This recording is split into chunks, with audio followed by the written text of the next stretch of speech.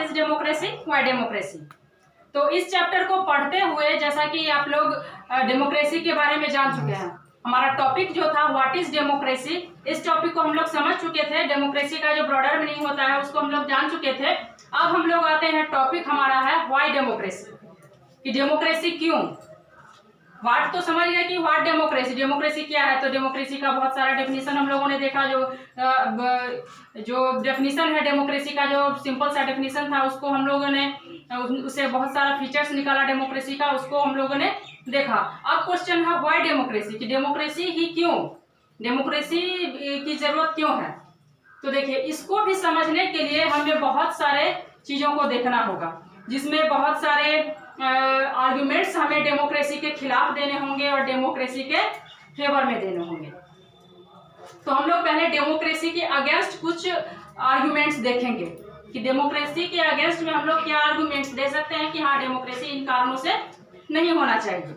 अब देखिए, सबसे पहला जो आर्गुमेंट्स हम लोग दे सकते हैं डेमोक्रेसी के अगेंस्ट, वो है leaders keep changing in a democracy, it let's political instability. क्या होता है डेमोक्रेसी में, कि जो लीडर होते हैं वो चेंज होते रहते हैं, है ना। हर डेमोक्रेटिक कंट्री में एक नियत समय अंतराल पर जो लीडर होते हैं देश के, वो चेंज होते रहते हैं। तो चेंज होने से क्या होता है कि पॉलिटिकल इंस्टेबिलिटी आती है, यानी राजनीतिक रूप से देश जो है वो अस्थिर हो रहता है। तो ये एक अवगुण हो गया, ये हम एक आर्ग्यूमेंट्स दे सकते हैं डेमोक्रेसी के खिलाफ, कि इस दृष्टि से डेमोक्रेसी अच्छा नहीं है। अब चलिए हम दूसरा आर्गुमेंट्स देखते हैं, कि दूसरा आर्गुमेंट्स क्या है। Democracy is all about political competition. जैसा कि आप लोग जानते हैं कि डेमोक्रेसी जो है वो पॉलिटिकल कंपटीशन है, क्योंकि डेमोक्रेसी है तो जाहिर है पॉलिटिकल पार्टियां होंगी, और पॉलिटिकल पार्टियां होंगी तो आपस में इलेक्शन जीतने के लिए वो लोग कंपटीशन करते हैं, है ना। और कंपटीशन करते हैं तो कंपटीशन के दौरान वो लोग अनफेयर तरीका अपनाते हैं, करप्ट तरीका अपनाते हैं जीतने के लिए, है ना। जिससे क्या होता है, करप्शन को बढ़ावा मिलता है ना। मोरालिटी जो है देश की वो धीरे धीरे खत्म हो जाती है। तो ऐसा माना जाता है कि हाँ डेमोक्रेसी जो है, और चूंकि डेमोक्रेसी में पॉलिटिकल पार्टियों का आपस में कंपटीशन होता है, तो कंपटीशन के दौर में ये जो कंपटीशन है जीतने का होड़ है, तो इसमें जो करप्ट तरीका अपनाया जाता है, जिससे नैतिकता जो है वो कहीं मर जाती है। ये हमारा दूसरा हम आर्गुमेंट्स देख सकते हैं।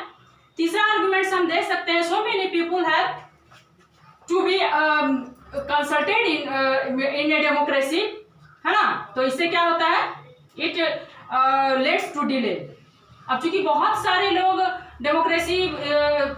डेमोक्रेटिक इंस्टीट्यूशन जो है, जो गवर्नमेंट है, उसमें बहुत सारे लोग कंसल्ट होते हैं, है ना। जैसा कोई भी फैसला लेना है, कोई भी महत्वपूर्ण निर्णय लेना है, तो उसके लिए बहुत सारे लोगों से विचार करना पड़ता है, कंसल्टेशन चलता है, जिसके कारण डिले होता है। कोई भी निर्णय लेने टाइम बहुत ज्यादा टाइम लग सकता है। तो ऐसे में हो सकता है कि हम बहुत महत्वपूर्ण निर्णय लेना है, बहुत ही ज्यादा महत्व का निर्णय लेना है, लेकिन उसमें चूंकि बहुत सारे लोग कंसल्टेड हैं उससे, तो इससे क्या होगा कि डिले होगा, वो निर्णय लेने में ज्यादा टाइम लग जाएगा, है ना। अब देखिए, अगला आर्गुमेंट जो हम लोग दे सकते हैं वो है elected leaders do not know the best interest of the people. अब जो इलेक्टेड लीडर्स हैं, चूंकि हम लोग इलेक्ट करते हैं, जो हमारे लीडर्स हैं, जो रिप्रेजेंटेटिव हैं, उनको हम लोग इलेक्ट करते हैं। तो जो इलेक्टेड लीडर्स हैं वो लोगों के इंटरेस्ट के बारे में नहीं जानते हैं, कि हाँ लोगों का इंटरेस्ट किसमें है, जनता की भलाई किसमें है, और इस प्रकार जो वो निर्णय लेते हैं, वो निर्णय जो है वो जनता के अगेंस्ट हो सकता है ना। अब देखिए, इसके बाद हम क्या आर्गुमेंट्स दे सकते हैं। Democracy leads to corruption for it based on electoral competition. हम एक और आर्गुमेंट्स में इन बातों को पढ़ चुके थे कि डेमोक्रेसी जो है चूंकि इलेक्टोरल कंपटीशन पर आधारित है, चुनावी कंपटीशन पर आधारित है, तो जाहिर है ये करप्शन को, भ्रष्टाचार को बढ़ावा देगा, है ना। और जो छठा और सबसे लास्ट जो हमारा आर्गुमेंट्स डेमोक्रेसी के खिलाफ हो सकता है, वो है ordinary people don't know what is good for them. जो साधारण जनता है, क्योंकि इसमें डिसीजन मेकिंग का जो पावर है वो जनता के हाथ में है ना। तो साधारण जनता को ये पता नहीं होता है कि हमारे लिए क्या राइट है, क्या रॉन्ग है।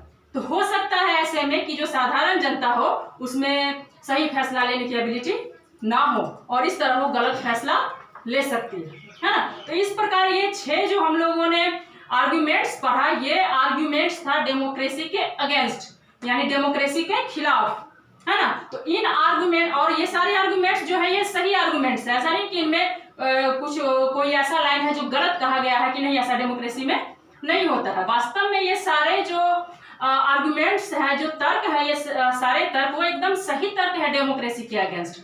हाँ ठीक है, ये सारी कमियां हैं डेमोक्रेसी में, तो ये सारी कमियां हैं, तो हम क्वेश्चन ये उठता है कि अगर ये सारी कमियां हैं तो हम डेमोक्रेसी को मोरल कैसे कह सकते हैं, आइडियल कैसे कह सकते हैं, आइडियल गवर्नमेंट कैसे कह सकते हैं, है ना। ऐसा कहा जाए डेमोक्रेसी इज आइडियल गवर्नमेंट, है ना। ऐसा क्वेश्चन आपके मन में आ सकता है कि डेमोक्रेसी के बारे में हम लोग पढ़ रहे हैं कि आइडियल गवर्नमेंट, लेकिन वास्तव में ऐसा कुछ नहीं है। डेमोक्रेसी को आइडियल हम नहीं कहेंगे, है ना, क्योंकि ये कोई जादू नहीं है, एक मैजिक नहीं है कि हाँ किसी भी देश में की सरकार को डेमोक्रेटिक कर दिया गया और देश की गरीबी मिट गई, देश का इकोनॉमिक कंडीशन एकदम बेहतर हो गया, मतलब देश जो है एकदम आगे बढ़ने लगा, ऐसा कुछ नहीं होता है ना।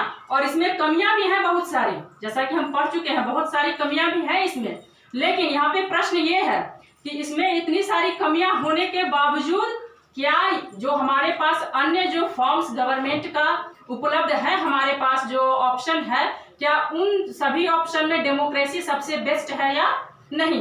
तो वही हम लोगों को इस चैप्टर में देखना है। जैसे हमने डेमोक्रेसी के अगेंस्ट आर्गुमेंट्स देखा, इसके बाद हम लोग डेमोक्रेसी के फेवर में आर्गुमेंट्स देखेंगे और उसके बाद दोनों को कंपेयर करेंगे और हम जानेंगे कि हाँ डेमोक्रेसी एकदम आइडियल तो नहीं है, लेकिन जो गवर्नमेंट के फॉर्म्स हमारे पास उपलब्ध है उनमें सबसे बेटर डेमोक्रेसी है।